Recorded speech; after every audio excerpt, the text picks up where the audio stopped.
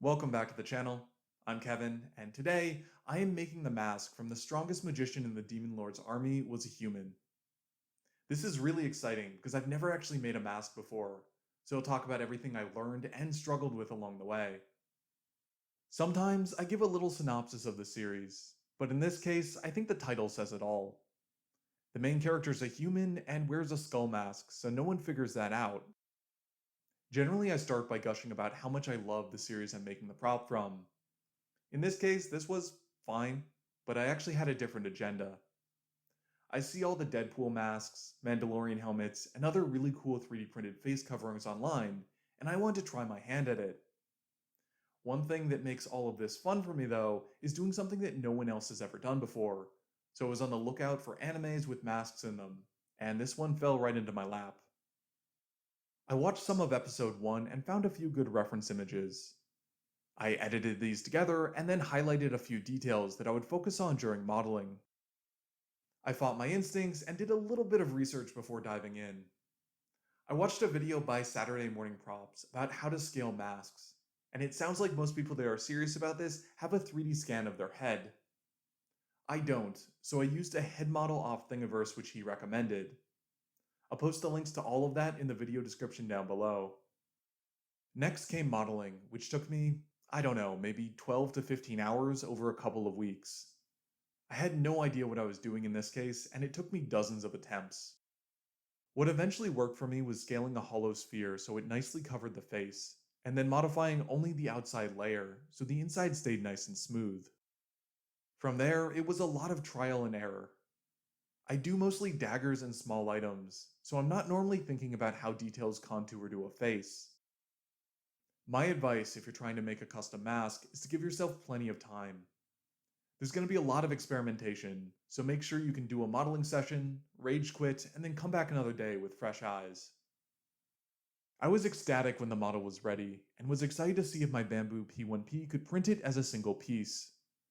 It has the build volume and should have been able to, but the support snapped with 45 minutes left in the print. I tried reprinting this as two pieces, and the print still failed. I scoured the internet looking for a possible reason, and then realized that I just needed to change my desiccant. I attached the pieces together, sanded everything, and did 2 rounds of wood filler and spray-on automotive primer before I started painting. It's pretty unusual for anything to be pure white, so I tried painting this with an off-white, and it looked too much like skin tone.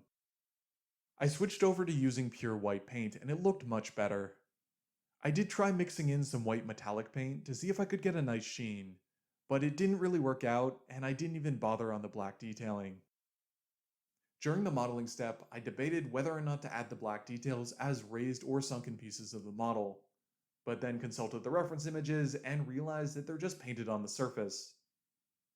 I decided to go ahead and freehand these, without really considering that I had never done that before. I sketched out all the details in pencil, which is something I've seen Squidmar do while painting miniatures, and then added the black paint. It turns out it's trickier to hold a curved mask than a dagger with a handle, so I ended up smudging the paint and having to come back and touch this up later. The painting wasn't that bad, but the black details were an interesting challenge. For most of my models, I'm just following along with the different surfaces, kind of like a paint by numbers, and making sure that I have nice crisp lines where the colors meet. What I had to do for this mask was at least a small step up from what I normally do. I sprayed this with some clear matte sealer to finish off the painting. The last step was for me to cover the eyes and nose with some black fabric, so I could see out, but no one could see my eyes. I got this idea from a Much Props video, which I'll put in the description down below, but I definitely ordered the wrong material. I got some black tulle instead of the sheer fabric he mentioned, partly because this was cheap on Amazon, but I also couldn't find the exact type he used. I figured I could double this over if needed, which did work, it just wasn't the most elegant. Superglue didn't really work on this, so I pulled out my hot glue gun, which I use maybe once a year, and secured the fabric in place. It's functional enough, but next time I make a mask, I'm gonna put more thought into the interior. That's where I decided to stop on mine because it's going to be a display piece.